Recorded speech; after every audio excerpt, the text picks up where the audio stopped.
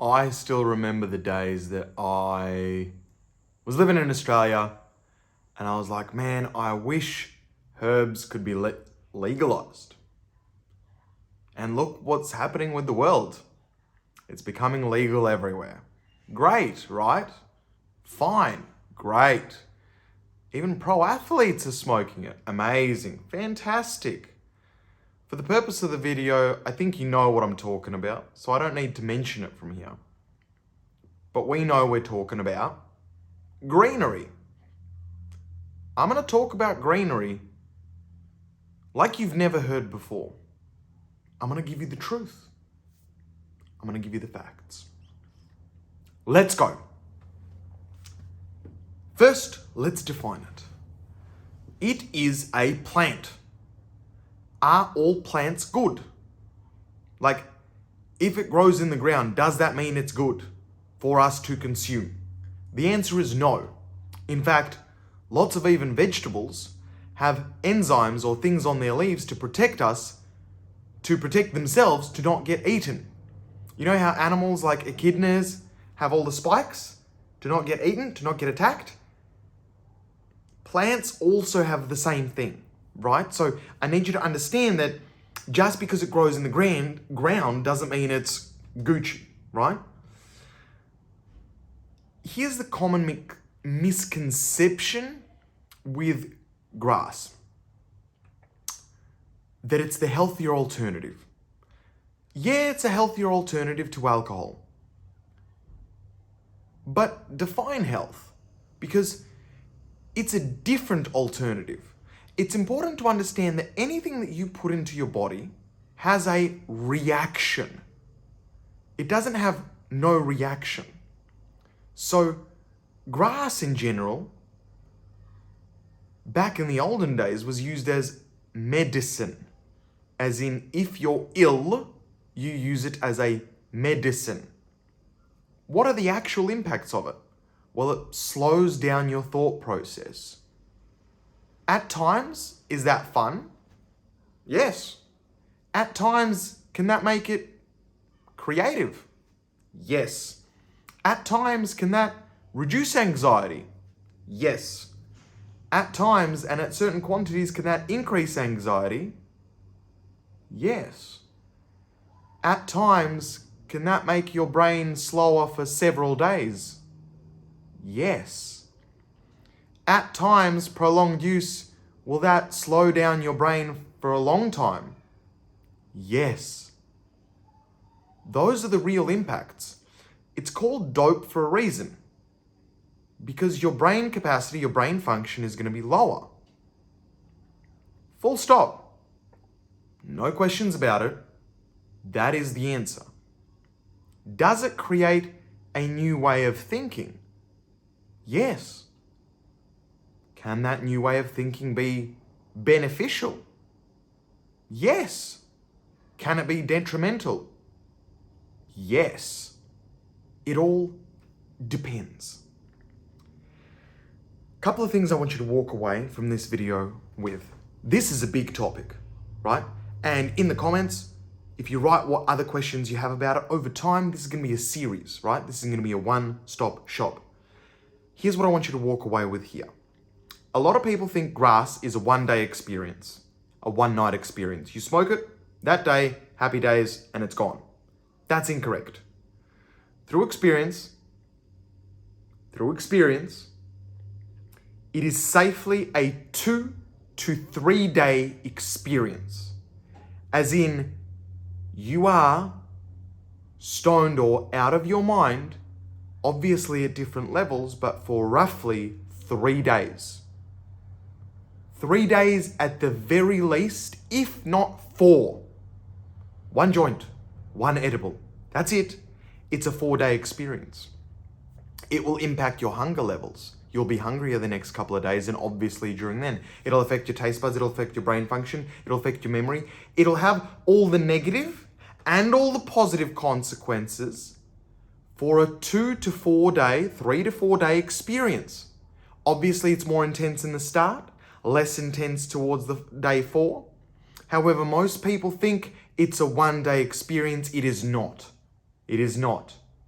It is not. Same as booze, same as alcohol. It is a 3 to 4 day experience. The intense experience is short-lived, but the flow-on effect is 3 to 4 days. How I've mastered it or how I've understood it is when I keep life the same and I only put in something or take out something, I then monitor the impact. Because I've done nothing else different, I know that it is exactly that has made the impact, and I can clearly see the difference. You can do the same. Let's say you're going through life always the same way. Keep routine, same food, same exercise, same movement, same TV show, same stimulus. Try and keep everything as the same as possible and only introduce grass or take out grass. And then monitor what happens over the next 3 to 4 days. Notice the difference in your thought pattern, in your thought process, in your sleep, in your memory. Important, right? And you've got to remember, it's a medicine. Yes, we as human beings have found pleasure, we found creativity out of it, and a range of other stuff. But it is a medicine. If you're using it to medicate your anxiety, use the medication, but then go sort out your problem. The medication doesn't sort out your problem. The medication allows you to better manage your problem. While you're better managing it, it is your job to then go sort out your problem so you no longer have the problem. My belief is this, with all intoxicants, and this is a great rule. If you're down, if you're upset, if you have issues, if there is problems in your life, and you reach to an intoxicant to run away, to lower the blow, to ease your symptoms, to make life easier for you, that is a problem. And that is how the very slippery slope of it becoming a problem and it something being that you depend on. Very simple.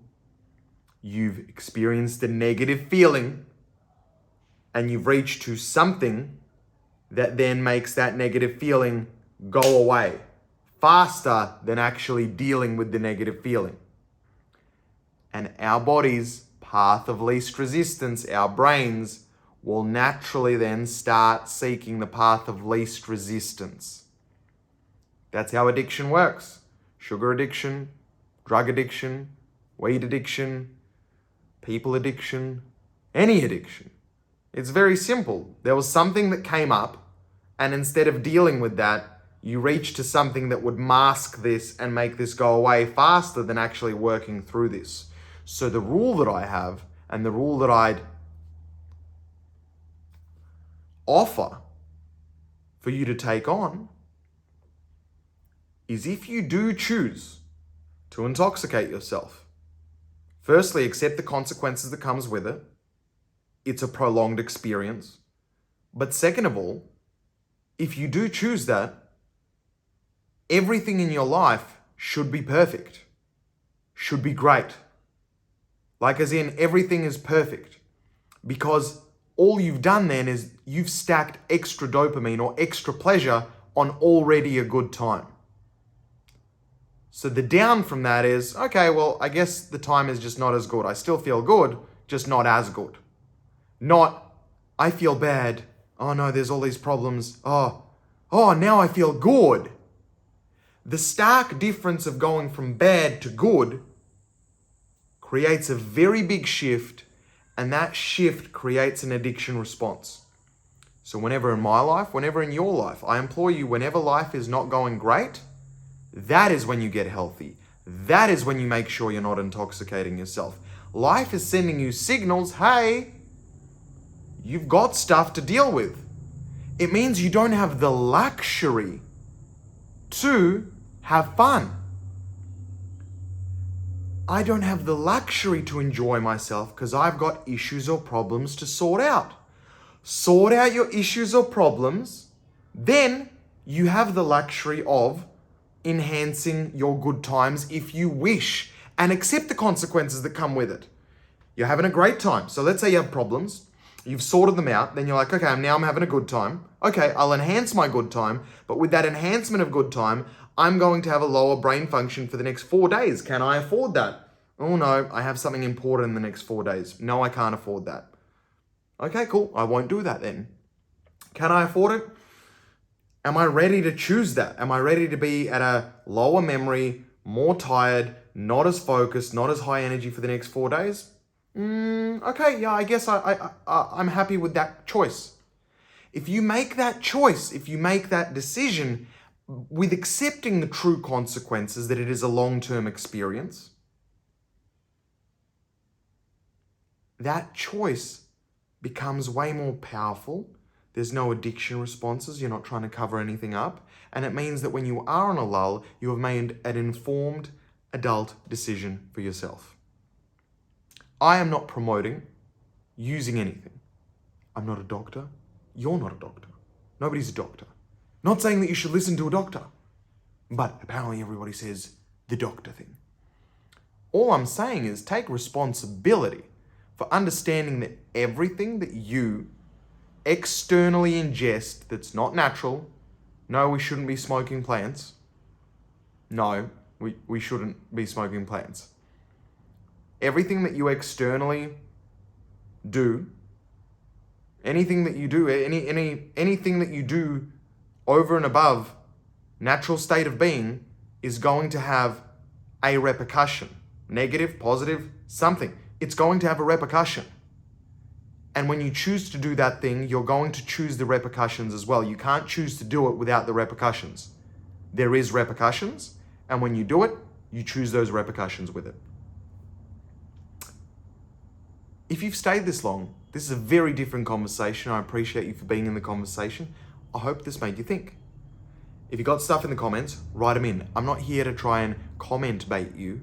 I'm here to say, hey, if there's stuff that's mulling and you're like, I want to understand how to think about it, and you have something that wants to be addressed, chuck it in the comments. I'll respond, but also if there's enough of a certain topic, I will make a video on it and then we'll discuss more.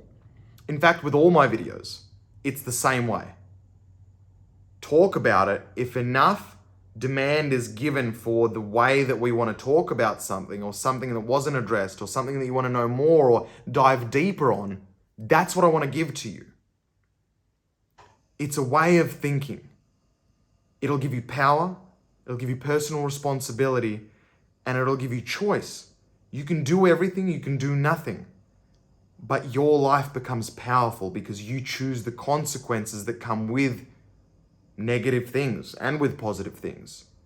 And if you have power and confidence within yourself, life becomes easy. The truth hurts. The choice to become better is yours. Peace.